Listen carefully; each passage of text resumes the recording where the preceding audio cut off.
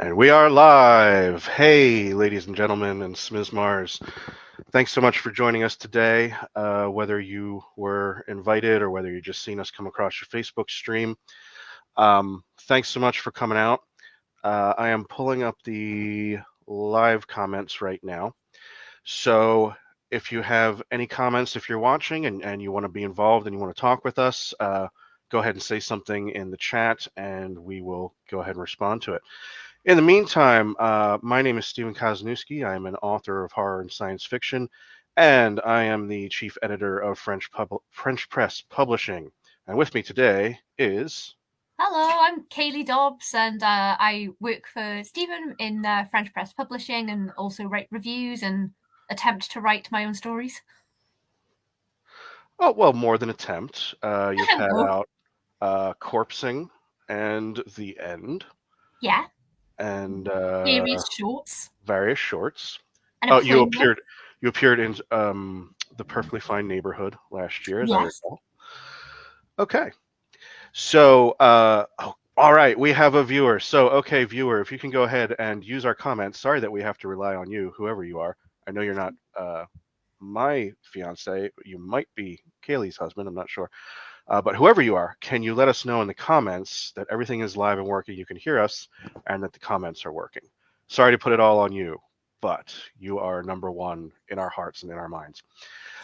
So why we are here today, here on this lovely Saturday afternoon / evening / very early morning, as we will find out when we get to one of our special guests, is to talk about the table of contents for Strange New Moons. Now, what is Strange New Moons? It is an anthology of weird and wonderful werewolf stories. So our whole purpose with this anthology was to show that werewolves still have bite. Thank you. There's no live audience. I mean, there's a live audience, but there's no live audience in the room. Everybody in the green room is like running their hands through their hair and stuff and being like, "Oh, just move on. Just let us in here and move on." Okay, well, let's do that then. So, Kayleigh, we started this project last year, probably 2023, like end of 2023. Yeah. And we invited, I believe, 9 or 10 people. A couple had to back out. And then we opened up to what you'll call over the transom or slush pile. And we had over 300 submissions to the slush pile, which Kayleigh had to go through personally. Yes, I did. I read every single one of those stories from start to end. So of those 300, we picked 4 lucky people. And the reason why we picked 4, we were personally going to underwrite 3. We had a 4th that came from our Kickstarter backers because you reached one of our Kickstarter goals. And our Kickstarter backers also helped us to offset the cost for all of our invited people. So we are very grateful to you. We hope some of our Kickstarter backers are watching today. If you're not watching live, hopefully you're watching this on YouTube or something. We'll put this up there later anyway. But anyway, today we're going to reveal the table of contents, which I may say TOC, TOC, as we go through, of Strange New Moons. And we have a couple of special guests for you. So thank you to our special guests for coming. We will try not to waste too much of your time and be fairly quick. Now, this is just funny. This is kind of business type thing, but I'll just say it because it's funny. StreamYard has a rather expensive hump to have more than 6 people in the chat, and I did not want to pay $500 to have more than 6 people in the chat. So we do have, I think, 5 special guests will be coming today.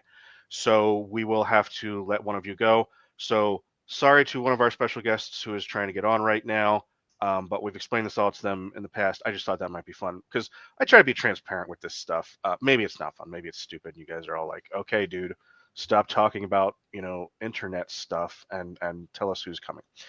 So let's get started. Now, this is going to be in order. So this is the actual order, and this is why we're calling this the TOC announcement. So a lot of the time, in addition to the time that we spent contracting people and picking up people and getting people involved, we also then spent a lot of time saying, hey, what order should these stories go in? And you have a lot of different considerations with that. You say, who's the best, who's the worst, that we want to bury it, the worst of the best, or however you want to describe it. It's like an album, although I know I'm dating myself even comparing this to an album because we don't really make albums anymore. But you have your great songs kick things off, and then you got to have a great song at the end and a great song in the middle, and then this and that. But also we're like, okay, are we going too many males at once? Are we going too many female viewpoints at once? Are we going first person too many times in a row? Are we going comedy too many times in a row? So it's a whole juggling act. But anyway, we did it for you. And we're going to go ahead and do that. So our first story is one of our special guests. So let's introduce our first special guest. Hi. The legendary queen of cosmic horror herself, Mary SanGiovanni. Queenly wave. Oh, Leslie Southard says, "Sup, nerds." Not much. That's you, Leslie. Not you. So, Mary's story is called Vargsången. I don't think any of us are native. Is it Swedish or Norwegian? I believe it's Swedish. I think it's Vargsången. Although I apologize for if I'm not even close, but that's what it sounds like in the song that the title's based on. At least, to my American ear, that's what it sounds like. So that's what I've been going with. And I think that's how it's pronounced, but I'm not. I did look up what the lyrics are in English, so it basically means wolf song. Very cool. So, can you tell us a little bit about who you are, as if people didn't know? But of course, you're one of our top draws. Can you tell us a little bit about who you are and a little bit about your story? Well, thank you. First of all, thanks for having me. My name is Mary SanGiovanni. For folks who don't know, I write primarily cosmic horror, supernatural thrillers, and I'm getting into more dark fantasy. I'm going to be doing more of that in 2025. This is, I think, my first published werewolf story ever. Because like I say, I usually do cosmic horror, and I've always loved werewolves. Summer Canon and I have talked many times about the good, the bad, and the hairy when it comes to werewolf. And I've always wanted to try a werewolf story. And it sometimes when you go down the YouTube rabbit holes, it suggests things to you that for whatever reason the algorithm thinks you might like. And I like a lot of Celtic stuff. So it suggested this song to me on YouTube one day called, which we hope I'm pronouncing right, is Vargsången, which is wolf song. And it's sort of in a different part of my wheelhouse, like the kind of stuff that I enjoy reading and researching, but perhaps I don't write about as often. I mean, I've written about fairies, like in a Celtic sort of way. So I think that's why it suggested this song to me. And I wanted to try something different. I wanted to try something sort of outside the usual expectations of cosmic horror for me, And also, it would be hard to write a werewolf cosmic horror story. Not impossible. It could probably be done. But anyway, the song is basically, from what I understand, there was a play written in the 70s and in Sweden. And in the play, this song appears. I think it's based on an old folk song from a long time ago. And the lyrics seem to suggest that at some point this woman had a child that was attacked by wolves. And the song is to the wolves saying, "I will never let you take my children again." So it's basically telling the wolf to go away, go away.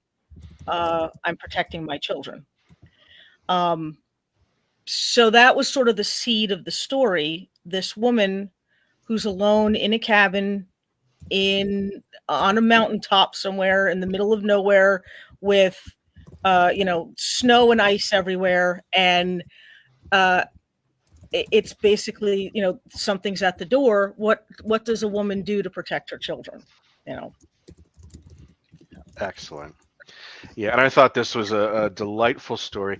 It was actually my top story. I'll be honest. I play favorites. I don't care. It was actually my top story for a while. And let me just check the invitation or the slush pile. Yeah. Okay.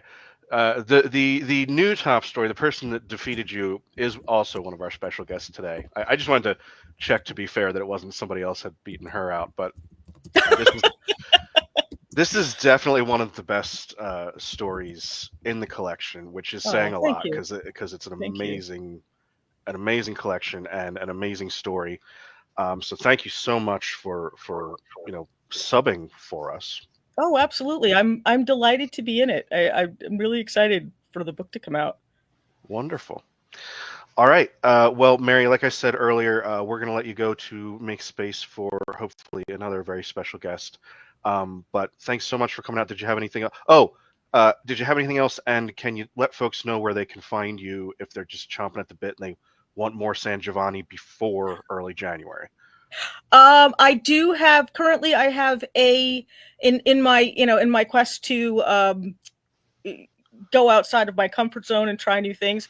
I do have a novella out with Headlee called Strange Stones. It is probably one of the raunchiest, most disturbing things I've ever written, and I blame Headlee for that. That actually, the limited edition came out through Thunderstorm, but Clash is going to do the paperback version. That's coming out in January too. And then I'm working on a bunch of stuff, but a lot of it isn't coming out till 2025. So if you do want to check though, there is a nice version of a nice, fancy limited edition collection version of Strange Stones and my newest novel, The Everywhere House, through Thunderstorm Books. And if you want to find me, I'm just MarySanGiovanni.com. Pretty much everything that's going on is somehow filtered through there one way or the other. And I'm on Blue Sky now, so come visit me there. Wonderful. All right, well, we're going to let you go from the green room right now, Mary, to make room, but you're welcome to join us on the live. And thanks so much for coming out, and we really appreciate having you. Thank you. Bye.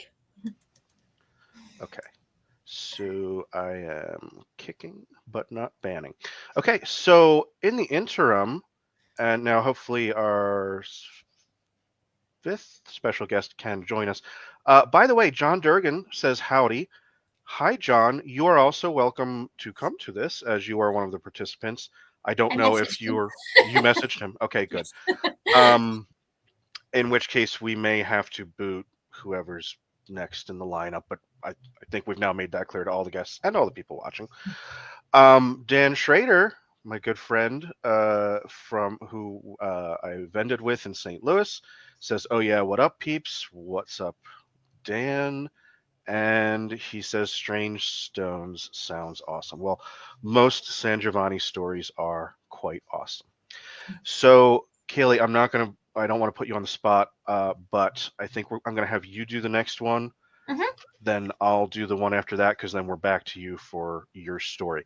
So, number one, Mary SanGiovanni, Vargsången. Number two in the lineup, a relatively new author. I think she has been published a few other places before. It is Keawe Melina Patrick. Yeah, she said to just use said to just use her middle name. Because just because people have trouble with the pronunciation of the first. So I'm just going to refer to her as Melina. I'm not being I'm not being disrespectful. That's what she told us to go ahead and do if we want. So I tend to butcher names. So yes, Melina Patrick sent us in a story called Seamus, and we were hoping for things a little bit of a different take or different scenarios, weren't we, Stephen, with the general submissions. And she sent in a great story about, I won't say too much about it, nothing spoilery, but about a woman, some sort of doctor or scientist, who has captured a werewolf and is keeping them in a cage for nefarious purposes that unravel as we go on. And it's a bit of a little bit of a a back and forth between them, but mostly we're in the head of our poor caged fella there. It was really good story. I didn't know what she was going to do with it. Yeah, it was very good. I actually just finished editing it. It was one of the last ones I edited. I think it's might be the longest. Oh no, one of our other people is actually slightly longer. But yeah, Seamus, that was a great story. Our next story is another relative newcomer from over the transom, not brand new. But it's, well, how about this one? Did we find out if it's EJ or is it Edge? EJ. I think it's EJ, like initials. Yeah. I believe so, yes. So it's EJ Sidle with Agonies of the Flesh. Oh, and this one was very nice. So this one was a little bit political. It was also very short. It's kind of a vignette, very much on the shorter side. And Agonies of the Flesh was about a group of werewolves who come to a vet asking for a special favor. And they have history with the vet. And this one, and I told EJ this, I think this one captured something special, something really special in the background. Because we really felt like, I think, well, maybe I just said it, but I think you agreed with it, that she needs to expand this. And because the world building for such a brief story was really intense. And I was like, oh, what's going on in the background here? What else is going on with these werewolves in their lives? Yeah, it was.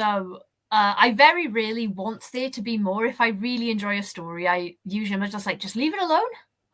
I think that's because this is more for films, I guess. I get disappointed by sequels and tie-ins and everything all the time, but I would read so much more in this universe. Yes. And okay, so number 1, Vargsången by Mary SanGiovanni. Number 2, Seamus by Keawe Melina Patrick. Number 3, Agonies of the Flesh, EJ Sidle. Number 4, That Time of the Month. It's me! This is Kayleigh Dobbs. And that's the title, not just a general statement, by the way, everybody. So, yes, That Time of the Month, I've leaned into my sort of comedy horror slant a little bit more for this one. It isn't exactly what you'd think from the title, kind of a little bit of a play on thing. Well, werewolves tend to have a time of the month, and that old chestnut about women as well. But I didn't think that I would be able to come up with something completely new with werewolves or the subgenre. So I did my best to skew an aspect of it, I think, is what I was going for. And, hopefully it'll make people laugh also. Certainly. Candace Nola says, yeah.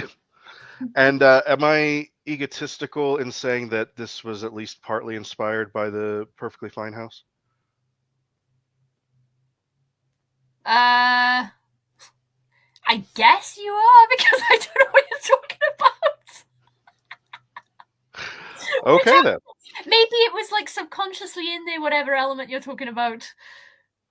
Well, it was a world where everybody's Oh, I got you. I guess. Oh, maybe subconsciously, yeah. But it wasn't intentional. But yes, I was trying to reimagine just the general world a little bit, I suppose. Or quite a bit. Okay. All right, so number 5, we have Rose Strickman, another relative newcomer, with It's All for the Best, Sweetie. I wish it was your turn. Yes, go on. But no, apparently we had I don't know if there was just a Fractured Fairy Tales call, but apparently we had quite a number of Little Red Riding Hood submissions, Little Red Riding Hood pastiches. Yes, a lot. And this is a Little Red Riding Hood pastiche, but it is very dark and very creepy. It is, I think, the only epistolary we have in here.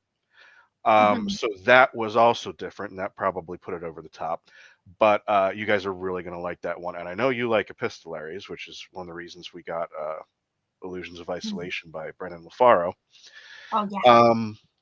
So our next guy, perhaps he just jumped in to say, that's right. Maybe he said he only had 15 minutes or something and couldn't be involved. But okay, our next one is The Pit by John Durgin.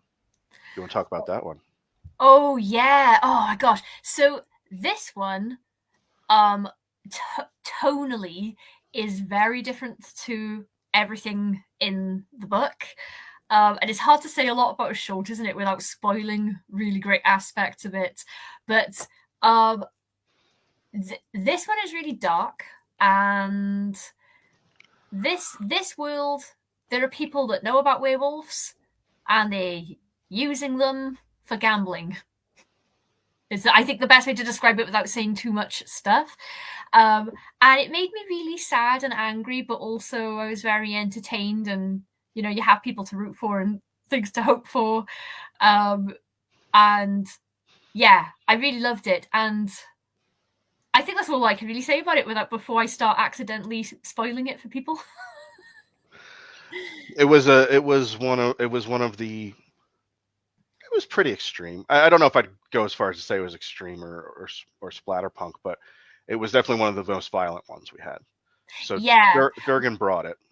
Can I say something real quick about that as well? Yeah. You'd think that our open subs would have been absolutely full of really violent stories, but surprisingly not. Most of them. I thought it would have been full of erotica. There was a little bit. Made me blush. I can just imagine you blushing. All right, John Durgin, The Pit. Our next one was also an invitational, Rebecca Rowland, very big name in the field lately, with Expose the Fur Below. And this one was a little bit of a like kind of M. Night Shyamalan twist kind of thing. It's about, I feel like it was set in the 90s maybe, or maybe just had that vibe about a character that's working in a sandwich shop, and he's very worried he's going to turn into a werewolf. But then it turns out that's not really what was going on in the background. So creepy little entry from Rebecca Rowland. Mm-hmm. So to recap real quick, and then we're going to bring in our next special guest. Vargsången by Mary SanGiovanni. Seamus by Kayleigh, Melina Patrick. Agonies of the Flesh by E.J. Sidle. That Time of the Month by our very own Kayleigh Dobbs. It's All for the Best, Sweetie by Rose Strickman. The Pit by John Durgin. Expose the Fur Below by Rebecca Rowland. And our next special guest and our next story is, I can't even say it with a straight face, Who Keeps Shitting on the Memorial Fire Tower? By Summer Canon. Hello. Hello and welcome. So, Summer, as Mary mentioned earlier, this was, and as Mary says now, Summer, yay.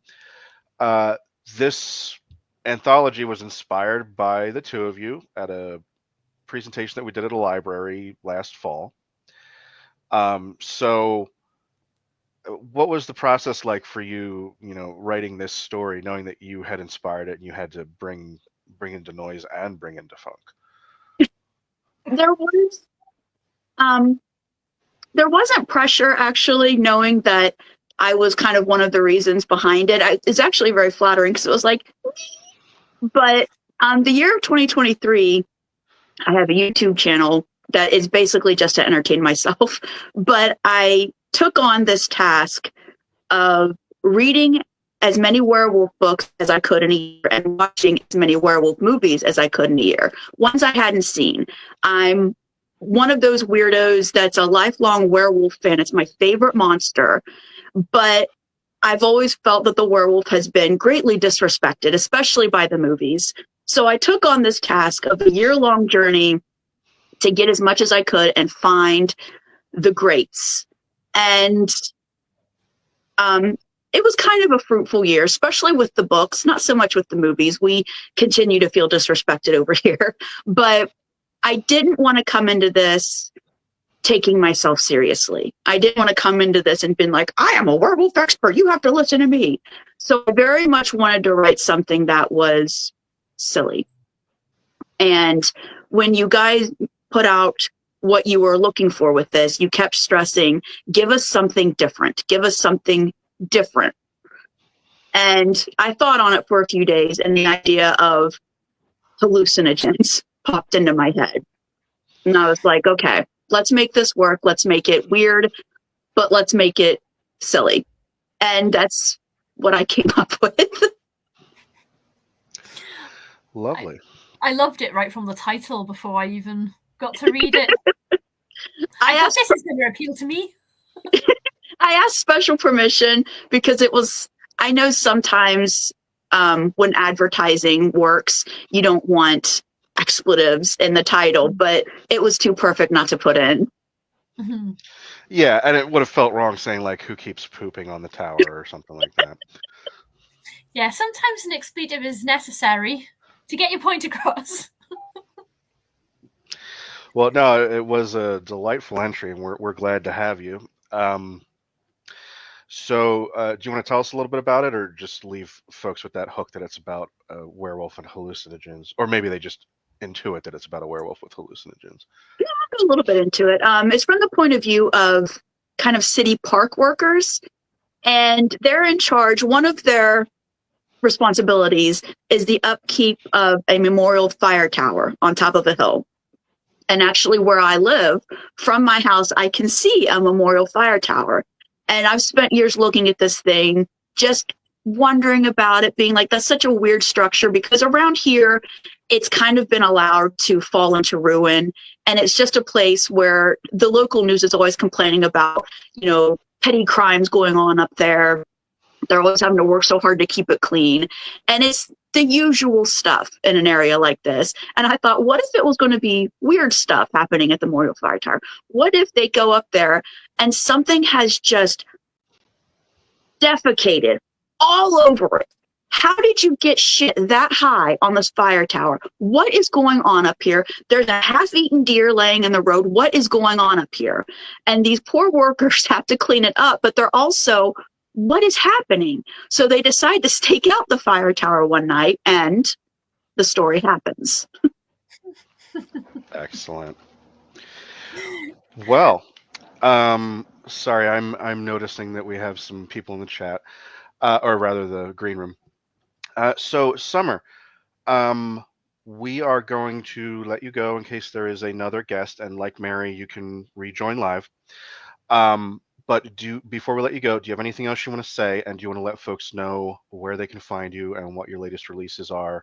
I know they probably already know about, you know, great releases like Your Mine, but do you have anything more recent, you know, maybe that you've been working on or want folks to check out? The Halloween book, the short story collection, Halloween My Way. It's a fun, just Halloween themed book. If you want to find me online, get my name, put it in. I'm on Instagram, on Facebook, and I'm on Blue Sky. Awesome. And that's canon, like canonizing a saint, and not canon like shooting out of a cannon. Exactly. All right. Okay, so we're going to kick you now, Summer, but thanks so much for coming out. Thanks so much for inspiring Strange New Moons and for contributing to it. Thank you. Okay. So we are going to go back a second because one of our special guests did just join. We already announced his story, but let's bring the man himself, Mr. John Durgin. Hey guys, can you hear me fine? Yeah, we can hear you great. Beautiful. All right. I put a headset on because I don't want my kids to make too much noise in the background. So as soon as I got in the waiting room, my daughter came downstairs to tell me my dog got stuck in a chair. So I'm like, this is perfect. Is he free now? Well, yeah. My daughter has like one of those round saucer chairs that she sits in the living room. And the dog, she's a boxer. She likes to just lounge in it. The last like week or so, it fell over a couple weeks ago. So now she's like afraid once she gets in it. Not too afraid to not get in it, but once she gets in it, she doesn't want to get out. So she'll start barking, like, cause she just sits there, like, help me out. So I'm like, you can help her out. I'm busy. So anyways, nice to see you guys. Yeah, nice to see you. So going back two stories. We mentioned the pit. We talked a little bit about it. We're really thank you so much for participating. We know you're a really hot commodity right now, and thanks for taking the time. So we were talking a little bit about yours is probably the most violent story in the book. I don't know if you knew that going in. I did not. I missed when you talked about mine because I had to come down and set up the laptop. So yeah, no, that's Steve was saying all sorts of slanderous things. Slander is only if it's not true. I was just saying negative things. Just slagging you off, Johnny. Yeah, I would expect nothing less. So, were you trying to write an extreme piece, or can you tell us a little bit about the process? That's usually I get almost the opposite with a lot of my stuff. Like my debut, The Cursed Among Us, I had a lot of people saying it felt YA, and I was like, well, that wasn't intentional. So it's funny to hear that. I'll be honest, like I never read too much werewolf stuff, and honestly, that was kind of what hooked me on the idea was when you talked to me about doing a story possibly about going far out compared to your normal werewolf type, tropes. So I guess it just felt like it had to be for the story I pitched you because I wanted it to be like this revenge type story. So no, it was not intended to be extreme when I was writing it, to answer your question. Okay. I definitely got some Gladiator vibes, or maybe Gladiator 2 vibes. I haven't seen Gladiator 2. I don't know if is that an insult? No, Gladiator is one of the greatest. I don't know about Gladiator 2. Gladiator 1, that's what I'm saying. Well, Gladiator 2. Ben-Hur. Would you prefer if you're like, it's like a Ben-Hur vibe? Yeah. I got fire. This is going to sound really weird. I got Firestarter vibes. Hey. Just the parts of the premise, which I mean is a massive compliment. I absolutely love that book, and I thought you did the relationships really well. Thank you. Yeah, that might have unintentionally influenced it a bit. I love Firestarter. I actually, there's a good chunk of the book that takes place like 2 towns over from my hometown, so cool. yeah. So that's right. You're a New England guy. Yeah. There's a chunk of the book that takes place in Bradford, New Hampshire, and I actually lived there after college for like 2 years. So, awesome. King fans always recognize King fans. There's a theory I have when you're reading other people's work. Yeah, I mean, this is kind of ridiculous, but and I was wearing this not even knowing I was coming on, so it wasn't like I planned this. Sure. Okay. Well, thanks so much for coming on, John. Do you have anything else you'd like to say? And if not, can you let folks know what you're working on recently and where they can find you? Yeah. Well, first, just to say a little bit about the story. I mean, the pit kind of gives it away a little bit, right? But it's the idea was a dogfighting ring for werewolves, to where the rich and elite, abduct these werewolves and force them to fight to the death. So I really enjoyed the idea of it and had a ton of fun writing it. And like you said, I guess it gets pretty violent in some spots, but as far as what I have going on, November was a pretty big month. We did the re-release of my debut, The Cursed Among Us, through I got the blurred background here. I don't know how to turn that off. Anyways, Crystal Lake Publishing picked up the whole series, and they re-released Cursed Among Us. Brian Keane wrote the foreword for me, which I'm extremely grateful for. There's some interior art in it. It's got a tighter edit. And then the sequel, Consumed by Evil, came out a week ago yesterday. So, and again, that's quite a bit darker and more violent. Maybe that's just the way my writing is shifting unintentionally. Sure. And that's, if you haven't read it, Kayleigh, Cursed Among Us is his It tribute, I'd say. It's actually on my list because I'm a huge It fan, and people keep recommending. Well, I say that's not connected. It's just because you said it, but people keep recommending it to me, insisting that I love it. So it's very high up on my TBR right now.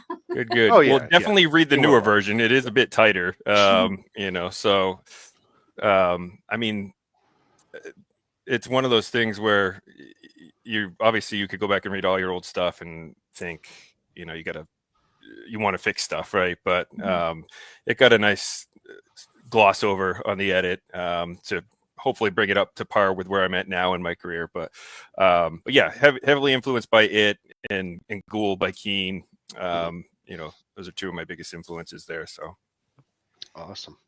And where can folks find you? Amazon? Yeah, my Amazon author page, John Durgin. On Facebook, I have an author page. It's John Durgin Author. TikTok, which probably can't even promote that anymore since it's going away next month. Probably. We'll see, right? We'll see. Right? Yeah. And then Instagram at Durgin Pencil Drawings, which long story behind that name, but that's where you can find me on Instagram. Awesome. Well, thanks so much, John. Thanks for your submission. We really appreciate you participating.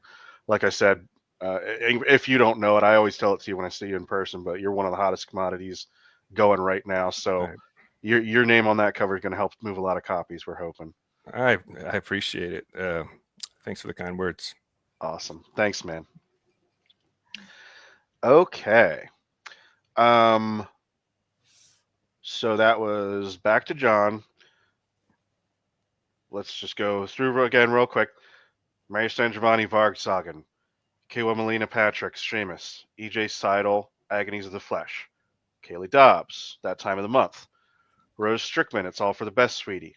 The Pit by John Durgin, who we just spoke to. Expose the Fur Below by Rebecca Rowland. Who Keeps Shitting on the Memorial Fire Tower by Summer Canon, who we just had on. Gets me every time. The story name? Yeah. Yeah, I think you like both poop and swearing. No, I really don't. Not poop. No, I mean it gets your funny bone. It doesn't. No, it doesn't normally, and I just want to say that publicly on the internet. That is not a thing for me usually, but for some reason the title it just tickles me. Yeah. Sorry, go on. Like I said, I'm happy to play favorites because I mentioned this before. This is my absolute favorite story in a bevy of riches to choose from. Lark by Amanda Headlee, who we also have with us today. Hi. Welcome, Amanda. Thank you. I'm trying not to laugh after Summer's story, especially her title. Well, and that was one of the things we were talking about earlier. You know, you try and switch it out from, you know, the funny to the dark, and yours was absolutely just top notch. I don't even want to. So can you tell us a little bit about your story and maybe the inspiration for it? Sure. And I like how you put me after Summer's funny story because I hope mine just stabs everyone in the feels because it's a story about grief and loss. It's about a sister who loses an older sister who loses her younger sister, and family around her starts to fall apart. And so the only thing that's basically keeping this girl going is the puppy or the dog that was left behind from the younger sister's dog. And so they end up bonding and things ensue. I don't want to give away any spoilers, but it was a story about coming to terms with grief and loss. Definitely was one of the more unique, possibly the most unique story. I think probably the most unique. So now we invited you, and we kind of talked about this in the submission call, where we said, you know, Wendigo are kind of adjacent. We were like, we're expecting there will be at least a few werewolf adjacent stories, and as it turns out, aside from maybe mine and Amanda's, they were pretty much all like actual werewolves. So did you take it as like a challenge to like just take some of the tropes and do something completely different with it? Yeah, I wanted to go completely off the rails and be very unexpected. And I'm hoping what happens in the story no one expects. Because I never actually had any desire to write a werewolf story. I don't know why. And probably because I've written so many Wendigo stories and there's similarities there. But I don't know, when the call came up and you'd asked me about it, I'm like, oh gosh, I don't know how I'm going to write this and not fall into old habits of things that I've written before that have been in a similar vein involving like Wendigo stories. So yes, I kind of took it as a challenge to go in some deep, dark corner off the rails in a different direction. Well, very, very well done. Thank you. I've been raving about it. I hope I haven't been putting too many people off by telling them, yeah, hers is better than yours. But I really was just like blown away. I think this is going to be the standout. It was a hard one to write because I kind of wrote it as a little bit of a love letter to my sister, my younger sister. She unfortunately had lost her best friend in 2013, and they were much closer than she and I ever were. And I saw what she went through there. And then so I kind of had to put myself in that headspace for a couple months as I wrote this story. So it definitely was, I hope that came through, because it was just, I see what she went through. So it was kind of a love letter to her to be like, I understand the grief you went through. Wonderful. And okay, so Rob Herrera said Summer rules. Sorry, I forgot to say that in the last interstitial. But now Summer says, Amanda is so dang good at writing monsters amidst heavy emotions. Oh, thank you, Summer. Very, very good of her to say. So thanks so much for coming on today. Do you have anything else you'd like to say? And can you tell folks where they can find you and what your latest release? I know you had that your own first collection. Was it your first? Yeah, my short story collection. Yeah. Madness and Greatness Can Share the Same Face. Mix of cosmic horror, psychological horror, lots of monsters. And that came out in September, so that's available now. But you can find me on Instagram, Blue Sky, Threads, Facebook, all under my name, or at my website, amandahedley.com. Wonderful. All right, so thanks so much for being with us today, Amanda, and thanks so much for contributing to the anthology. Yes, thank you both for having me. All right. Now, I feel absolutely terrible. I wasn't going to do this, but I think we should jump ahead to our last guest because he's been a real sport, and we're keeping him way, way up. So we'll go back. We'll go back in a minute. There's actually two people, including me, but I was like, oh, then I'm going to talk. Then we're going to talk about the other person who's another headliner. But our last special guest, so we're going to jump two ahead, but our last special guest is coming to us from Australia, where it is closing in on 4, maybe 4:30 a.m. right now. And this was another one of the absolute greatest stories. And this is why we have a slush pile. I say slush pile. People use it kind of demeaningly, but over the transom, if you prefer. This is the reason why we have this, because we love finding gems like this. Yeah, can I say something fast, Steve? Yeah, of course. So I'm so excited. This is my personal favorite in the whole anthology. So take that, Amanda. Eat it, Amanda. No, totally different ballparks, but yeah, for my sensibilities. Outstanding. All right, so welcome to Matthew R. Davis, who brought us Bit Part. How are you doing, Matthew? Yes, surprisingly well. I mean, my eyes are probably really baggy at this stage. It's 4:13 down here. It's been a long day. Been out, done a lot. So, but I'm happy to be here. I can imagine.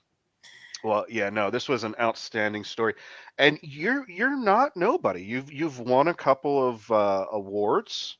You've been in a lot of publications.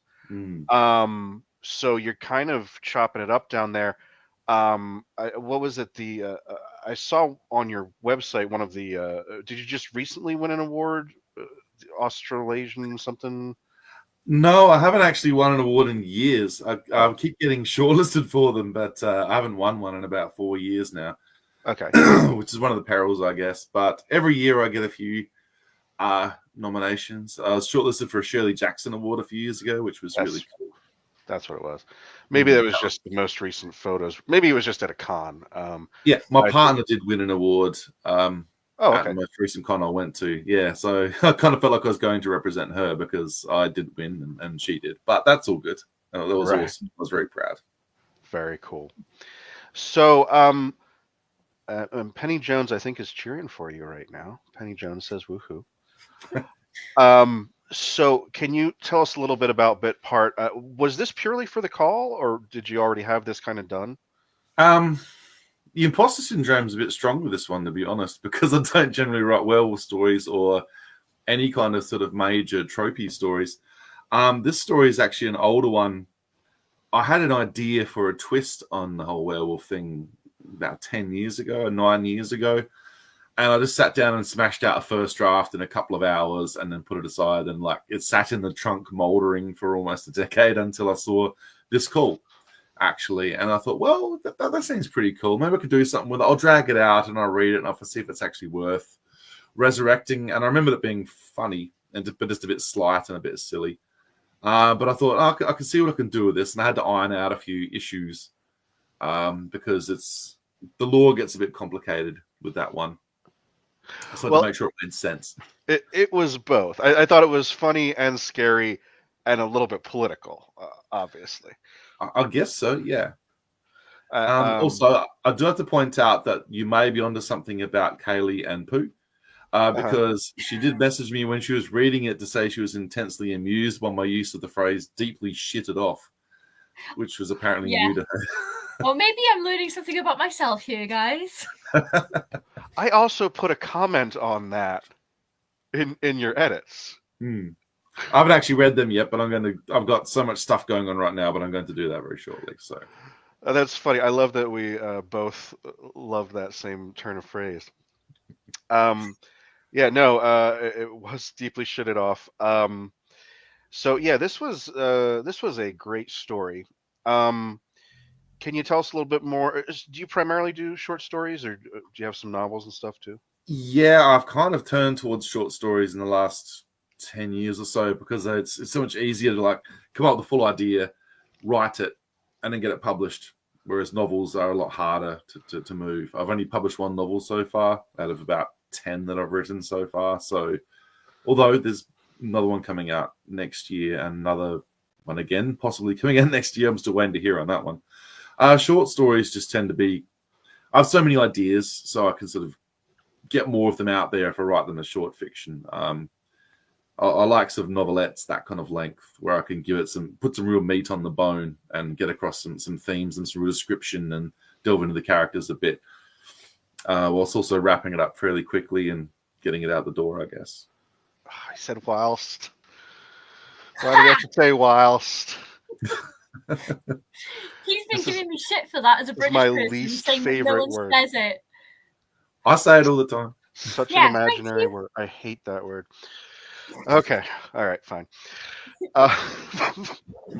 Well, this was really great. Oh, Kit Power says Team Whilst represent. No, do not represent that outdated, antiquated nonsense word. Well, thanks so much for coming on. Thanks so much for staying up. That's all right.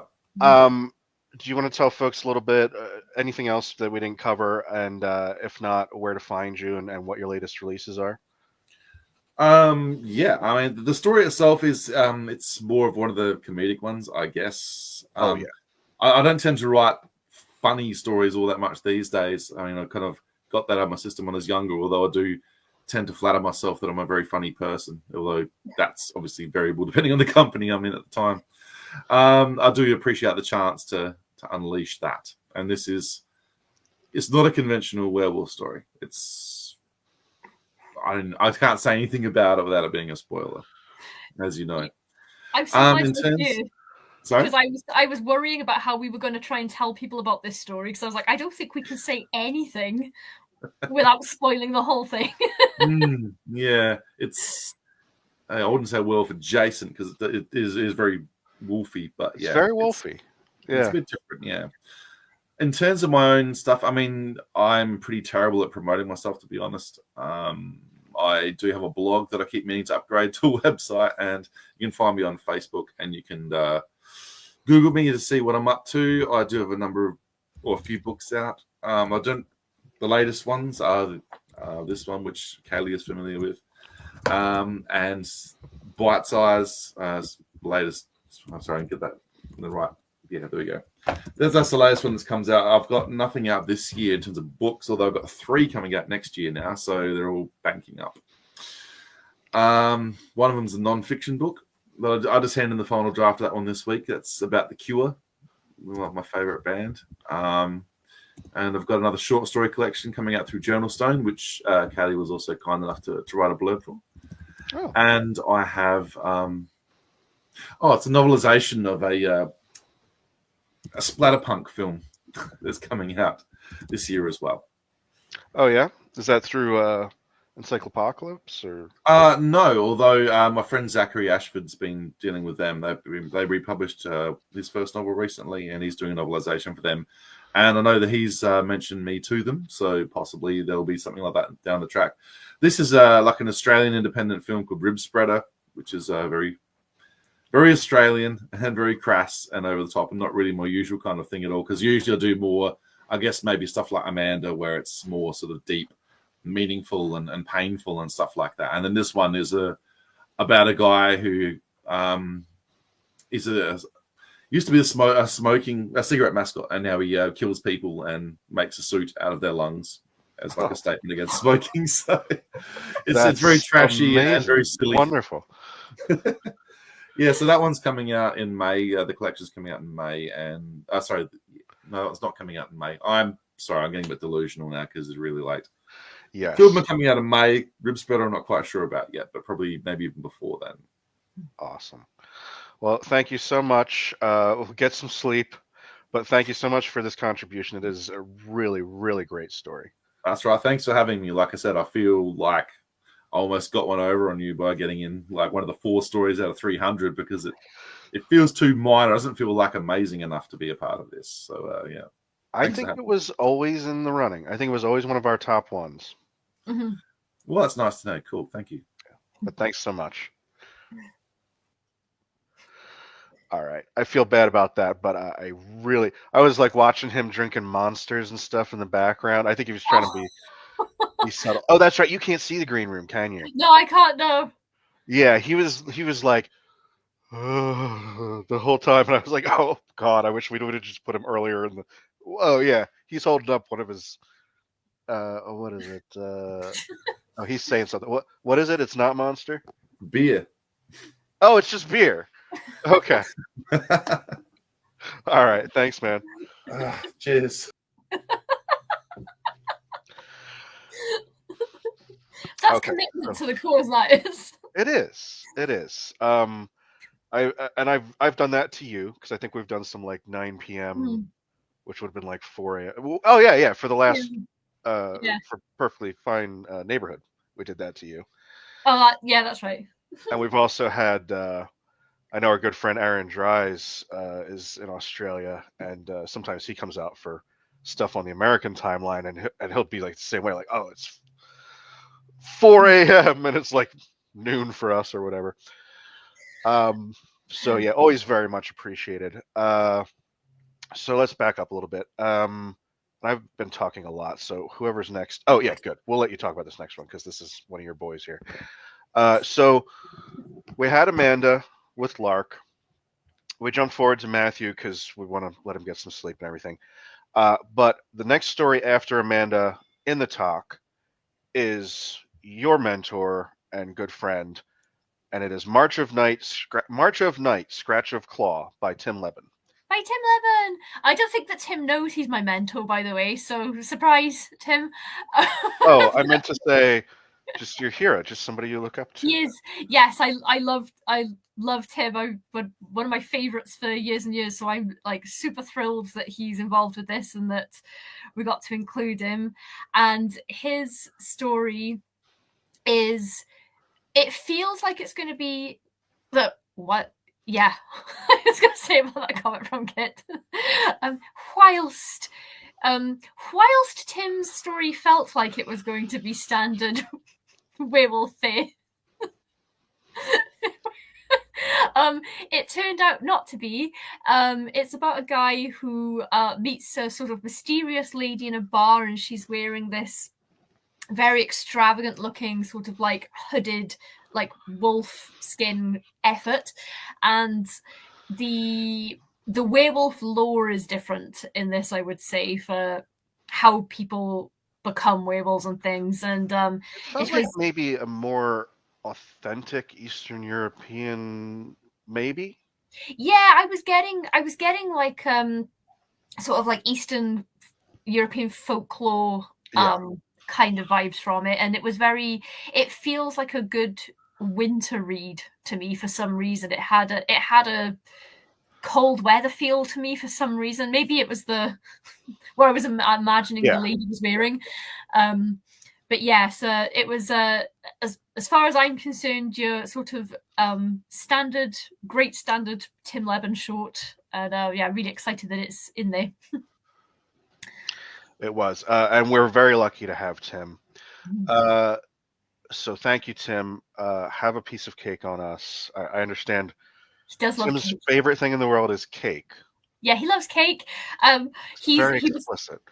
He was unable to join us today because he's participating in a Christmas market, which I hope he hasn't blown away, because those tend to be partially outdoors and the weather here is insane. So, Godspeed, Tim. Yeah. Come back to us, Tim. Or don't cash the check if you don't. Okay, so Kit, obviously fucking with me. I won't say the word, but he said, while it was a late night for Matthew, it was a great appearance. So yes, thank you, Matthew. And Mary SanGiovanni, a good old longtime friend of Tim, says we all love a bit of Tim Lebbon. Why is there a winky face, Mary? Maybe we don't really all love a little bit of Tim Lebbon.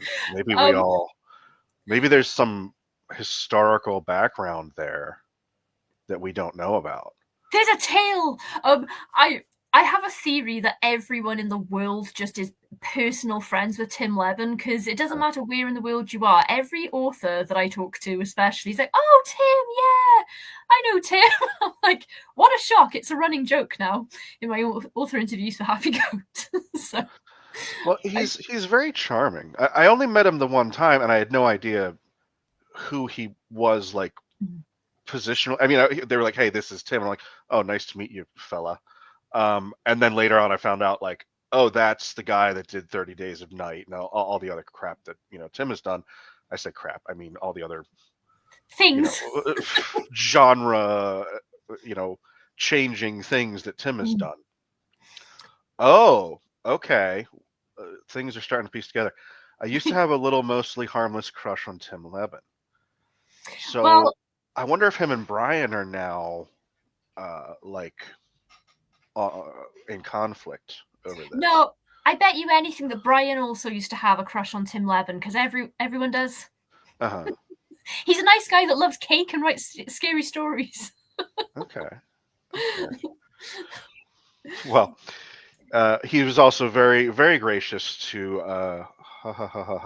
It's funny that when Mary does this, I can picture her making that noise like that. He was very gracious to contribute to our little anthology. So thanks much, Tim. All right. So because it's my anthology and I can do whatever I want, I put myself right after Tim Lebbon. So the next story was Blackfish by Stephen Kazanowski. And this is set in the world of the Hematophages for you Hematophages fans. And I don't know if you've all know this, or maybe I'm revealing it for the first time, or maybe some of you have picked up on it. But I have a system whereby I name things, either whether it's a novel, a novella, or a short story in the Hematophages universe. So I have a naming system for that. So whenever I do a short story, it's always named after one of the vessels in the story.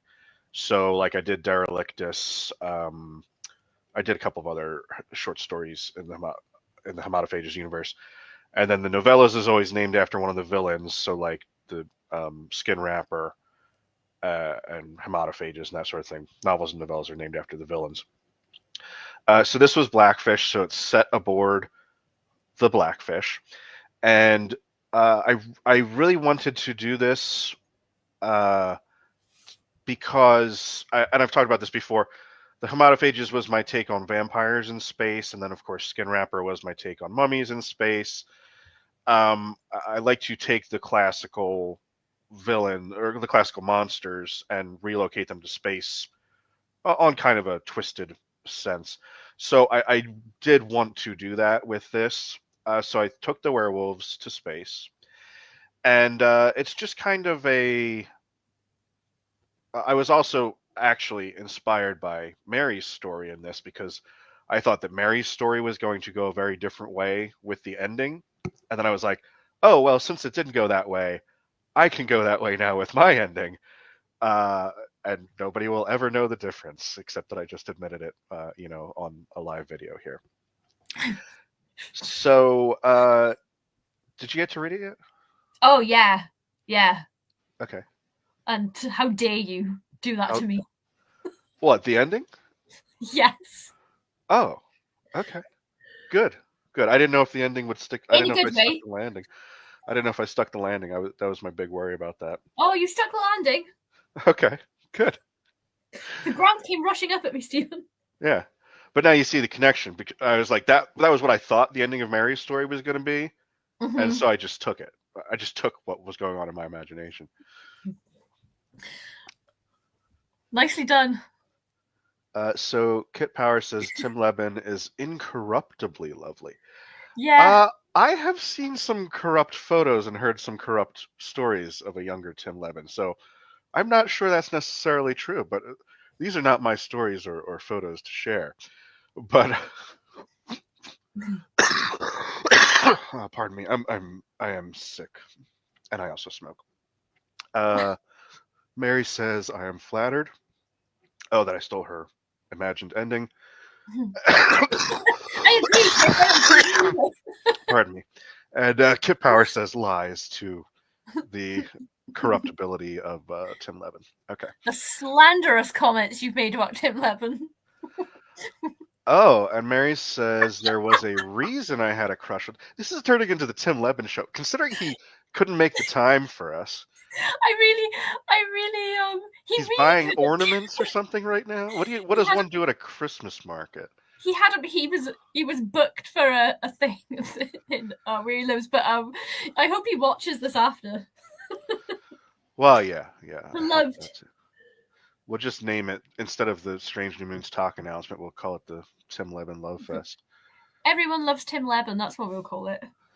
Mulled wine, in my opinion. Oh, this is what one does at a Christmas market. One has mulled wine. And they sell their wares if they haven't blown away in the storm. Okay. But like it's explicitly Christmassy stuff? Or it just takes place at Christmas? Well, they will be Christmassy stuff, but then also some un-Christmassy sales for Christmas. Get like a sandwich Christmas. Or something. Yeah. Okay. And hot dogs. That's the thing we do here. Hot dogs? There are always hot dog stalls at these Christmas markets. I thought that was for Guy Fawkes Day. Well, I mean, maybe you guys just love hot dogs. Any outdoor event, really. We'll have hot dogs. There'll be hot dog vendors. Very cool. Okay. So a little love for the Hematophages fans. And I guess our last guest, we either screwed him up or else he couldn't make it. Wait, actually, sorry, Stephen. We did, during this hour, we did receive an apology from our final author. He is dealing with damages caused by the storm. Oh, so he's not he is, as far as I know, he is safe, unharmed, and well, but he's not dealing with some stuff. Yeah, so he did apologize profusely that he couldn't make it, though. Well, that sounds like him as well. Mm-hmm. So back into the Hematophages universe for me with Blackfish. Then will come bit part by Matthew R. Davis, who we spoke about. I'm assuming we have to use the middle initial because it's seems like a common name, right? So he's given me the thumbs up. You should go to bed, but thank you for sticking it out. You are a mensch right now. Everybody else has left, and the guy in Australia is still here. So for our final entry, all right, let's recap. Mary SanGiovanni, who was very graciously here with Vargsången to kick us off, a story set in the Swedish wilderness, kind of a Viking adjacent story. Seamus by Keawe, Melina, Patrick. A story about a werewolf who gets trapped by a vet or a nature forest ranger of some sort. Agonies of the Flesh by E.J. Sidle, about a group of werewolves seeking a favor from a less villainous vet. That Time of the Month by Kayleigh Dobbs, a story about an entire world full of every woman is a werewolf. It's All for the Best, Sweetie by Rose Strickman, a delightful little Red Riding Hood pastiche in an epistolary. It's all letters. The Pit by John Durgin, who was also very graciously here, probably our most violent hardcore entry about a dogfighting pit in a world of werewolves. Expose the Fur Below by Rebecca Rowland, kind of a throwback story to a worker in a sandwich shop who thinks that something is going on in his life, and it turns out to be very, very different. Who Keeps Shitting on the Memorial Fire Tower, a little bit of a comical interlude from Summer Canon about a group of city employees trying to figure out the title. Lark by Amanda Headlee, a real tearjerker, a real offbeat, very much the spirit of this call boiled down.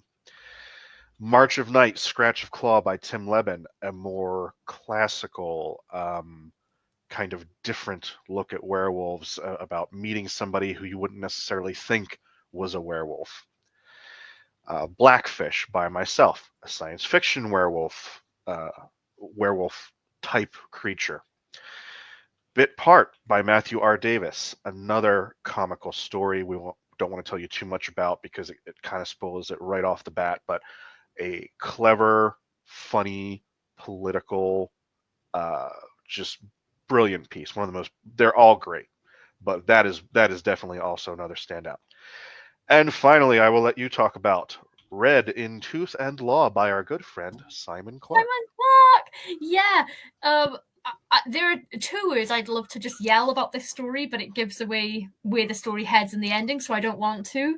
But I think that it's positioned very well in the anthology, and it's about a detective or a cop who is also a werewolf, but there are different types of werewolves in this universe. So there are humans, werewolves who have some sort of modicum of control, and then there are what they call ferals, and he's chased a feral into a store warehouse, I think it is, and then from there violence and madness ensues, and it was just so good.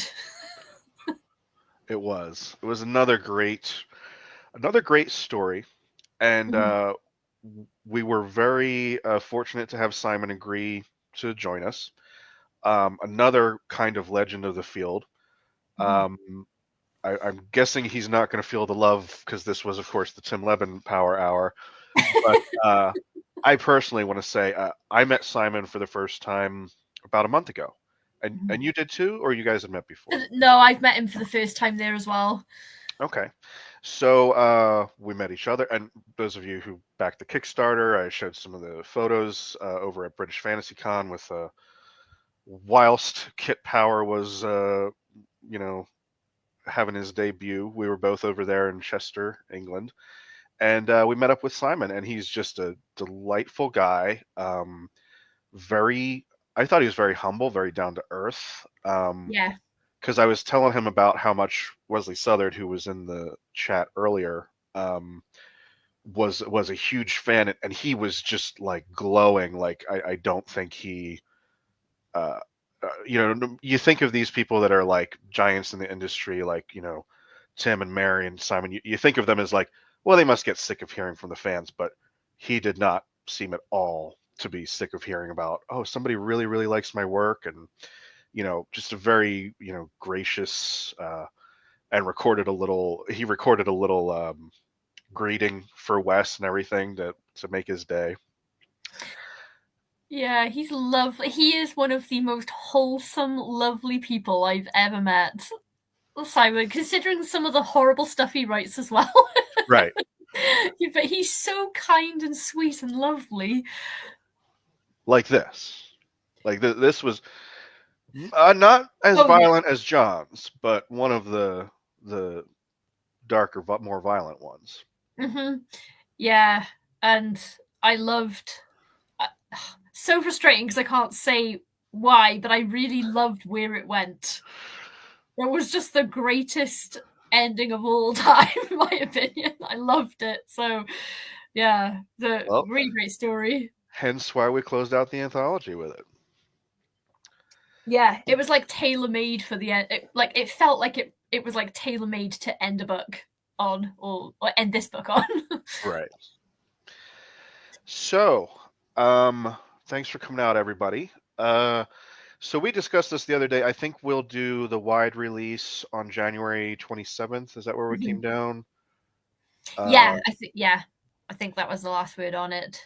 So we promised you January. We're going to go towards the end of January, and the reason for that is, if you're a Kickstarter backer, I didn't promise this or anything, but I really want the Kickstarter backers to have the paperbacks in hand before the wide release. Like, there's no special reason. I haven't promised that or put that in a contract anywhere, but I think that's kind of proper that you guys have it before the wide release. So we'll push the wide release towards the end of the month.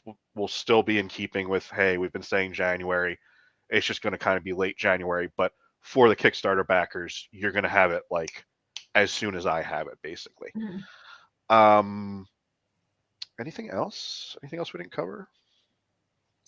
I would just like to say thank you for the cover art. Oh, yes. Yes. So that was Matthew Seth Barnes, who did that cover. Yeah, go ahead to talk about it. We gave him a brief, and then we kept wanting to tweak things, really small things that he had to keep going in. And but I thought that the mostly what he made is the end result with a couple of small things. But he really nailed what you asked for. Right. Which was what, Robo Werewolf? We said traditional looking but Robo Werewolf. Then we didn't get any Robo Werewolf stories. No, actually.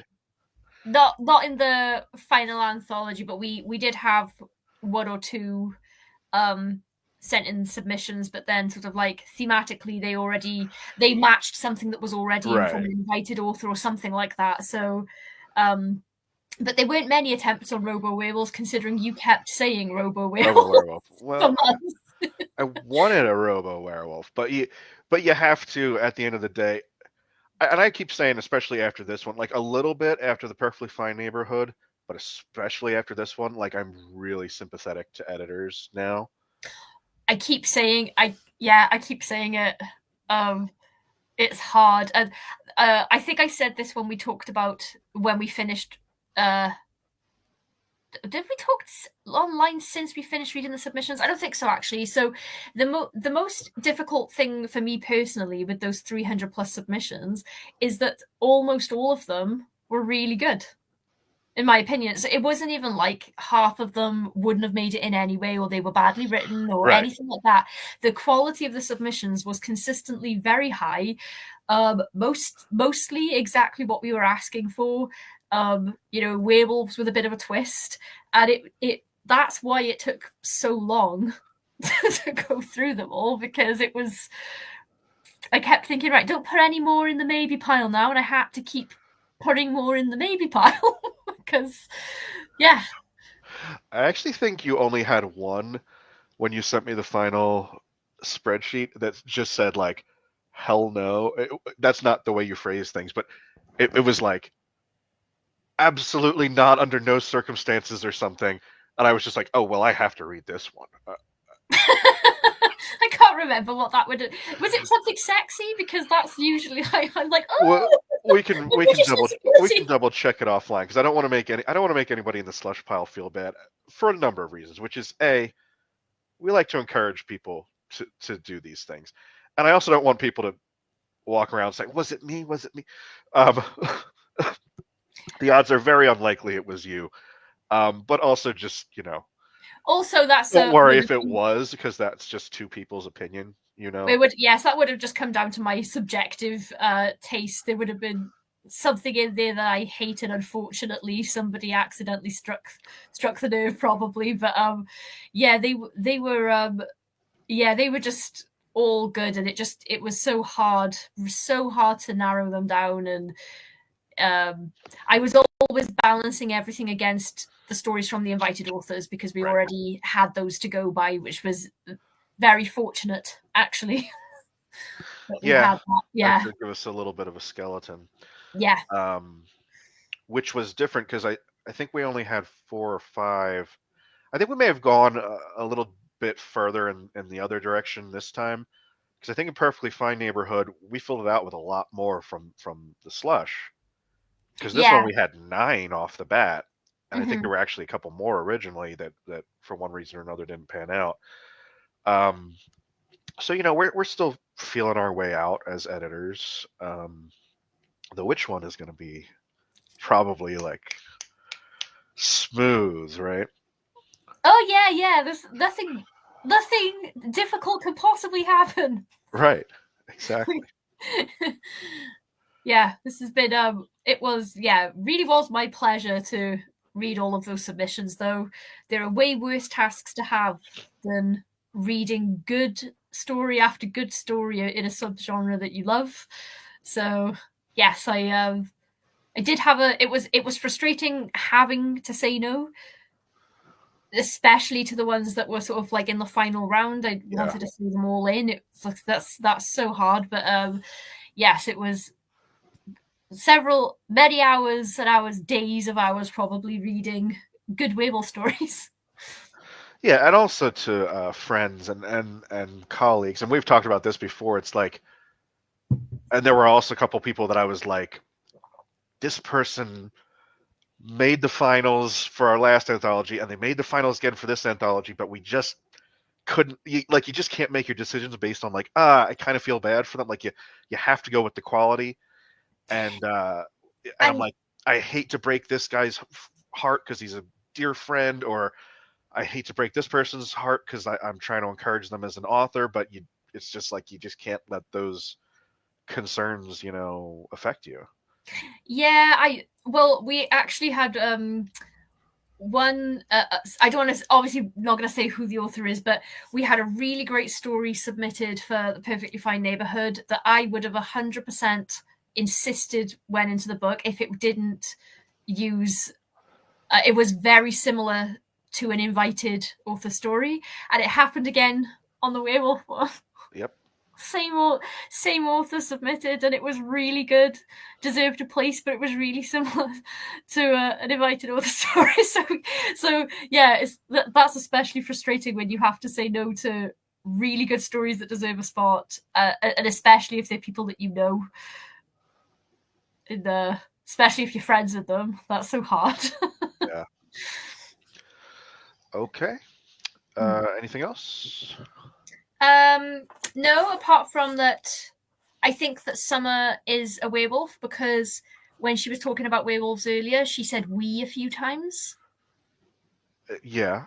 So I'm on to you, Summer, and I want to know how to get in on that, because I like the nighttime. Well, if you read your mind, and as I know you did, I have a suspicion about how Summer may have become involved in the werewolf yeah, world. she knows a lot of stuff. Yeah. So you may just have to contact your local she's still watching. She says, "Damn, I outed myself." Yeah. All right. Slip of the tongue. Yeah, so you may have to just go back to your mind and contact your local group there. I don't want to say anything to insult anybody's religion, but I suspect that's how she would have got involved. But no, she was talking about her and Mary inspire. When she kept saying "we," she was talking about me and Mary inspired this. Yeah. So okay. I got my suspicions about Mary too. Oh, I see. Well, that would also track. Yeah. With what I was saying before. We're in the stage where we're being cryptic now, so this is probably making for great viewing for everybody. Yeah. Okay, so God damn it. And she says, Summer, they're on to us. It's okay, we're not getting the silver bullets out or anything. Just jealous. Right. Well, you'll have to come over here and meet up with them and discuss things. Yeah, turning into a werewolf would be so cool. The only thing I ever turn into is a problem. So that's just not even half as cool. You do turn into a problem quite often. That's true. Yeah, it's just a thing. Okay. So thanks, everybody. Thanks especially to our special guests today. Thank you to our Kickstarter backers for making this all possible. And we will get this out to you wide release on January 27th. So, and Mary says we're taking applications, Kayleigh. Yay! Cool. Thank you. I'll be in touch. Okay. Thanks, everybody. Bye.